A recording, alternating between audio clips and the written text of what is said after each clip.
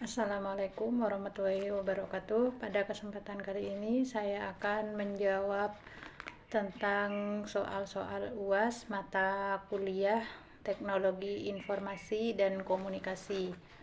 Untuk soal yang pertama, cara agar anak-anak terhindar dari pengaruh buruk gawai dan internet. Langkah yang pertama yaitu pelajari cara menggunakan internet secara komprehensif. Dengan mempelajari internet secara komprehensif, kita dapat mengajarkan anak bagaimana cara menggunakan internet dengan baik sekaligus mengantisipasi dampak negatif dari internet. Cara ini juga memungkinkan Anda untuk memberikan contoh yang baik dalam menggunakan internet. Yang kedua, jalin hubungan yang baik dengan anak. Hubungan dan komunikasi yang baik serta terbuka dengan anak membuat anak merasa nyaman dan tetap terbuka dengan kita, sehingga tidak ada sesuatu yang ditutup-tutupi. Yang ketiga, tempatkan gawai di ruang keluarga, sehingga kita bisa memantau anak saat mengakses internet. Yang keempat, batasi waktu penggunaan internet. Hal ini dilakukan supaya anak terhindar dari resiko kecanduan gawai dan internet. Yang kelima, gunakan pengaturan untuk menyaring situs-situs dewasa. Kita bisa memasang aplikasi parental control yang bisa diunduh di Play Store atau di App Store. Yang terakhir, awasi penggunaan internet secara berkala. Untuk soal yang kedua, aplikasi yang bermanfaat untuk anak-anak. Yang pertama yaitu Marbles Learn Al-Quran for Kids. Aplikasi ini sebagai media belajar Al-Quran dengan cara yang menyenangkan bagi anak.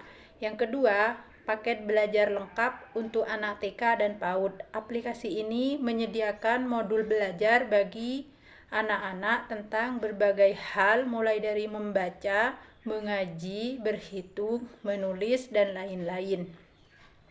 Yang ketiga, ABC Belajar Membaca. Aplikasi ini bisa membantu anak dalam belajar membaca dengan lebih seru dan menyenangkan. Yang keempat, belajar bahasa Inggris. Aplikasi ini mengajarkan anak belajar bahasa Inggris dengan lebih menyenangkan, lengkap dengan gambar dan suara. Yang kelima yaitu aplikasi Ping Fong Coloring Fun. Aplikasi ini menawarkan aplikasi belajar mewarnai yang lengkap untuk anak-anak. Yang keenam, lagu daerah anak. Aplikasi ini membantu pengguna dalam belajar lagu daerah dan juga lagu nasional Indonesia yang dilengkapi lirik lagu dan animasi. Yang ketujuh, Kids Music Instrument Sounds. Aplikasi ini berguna untuk belajar memainkan alat musik dengan suara otentik. Yang kedelapan, Merbel Belajar Sholat. Aplikasi ini membantu anak-anak dalam belajar tata cara sholat 5 waktu dengan mudah dan menyenangkan. Yang kesembilan, Belajar Huruf dan Angka. Aplikasi ini menemani anak prasekolah untuk belajar mengenal huruf, angka, dan warna, sehingga bisa bermain sambil belajar. Dan aplikasi yang terakhir yaitu aplikasi Marbel Taman Bermain. Aplikasi ini memadukan kegiatan bermain sambil belajar yang menyenangkan dengan fasilitas gambar, audio, narasi, serta animasi. Untuk soal yang ketiga, yang harus kita lakukan sebagai petinggi pendidikan dalam meningkatkan kompetensi guru di bidang teknologi pendidikan dengan mengikutkan pelatihan-pelatihan atau workshop baik yang diadakan oleh kecamatan maupun kabupaten ataupun nasional, baik secara online maupun offline. Hal ini bermanfaat dalam meningkatkan kompetensi guru.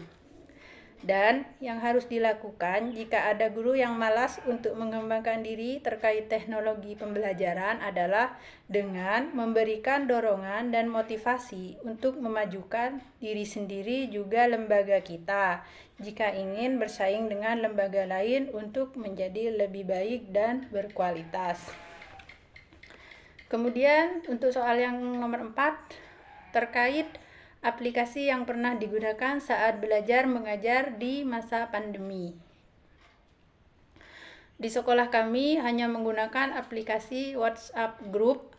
Alasannya karena sekolah kami terletak di pedesaan, di mana mayoritas wali murid kami masih bisa dibilang gaptek, bahkan masih ada yang belum memiliki handphone Android. Dan juga WhatsApp yang kita pilih karena juga terkendala sinyal. Kalau melalui WhatsApp masih bisa digunakan dalam sinyal kurang baik. Tetapi untuk aplikasi meeting yang lain mungkin sinyal tidak memungkinkan. Juga wali muridnya masih kurang paham. Begitu. Untuk soal yang nomor 5, apa yang Anda ketahui tentang istilah-istilah berikut? Definisi dan manfaatnya. Yang pertama, YouTube. YouTube merupakan situs video sharing yang banyak digunakan untuk berbagi video. Yang kedua, Gmail adalah layanan surat elektronik yang terhubung dengan internet milik Google. Penggunaannya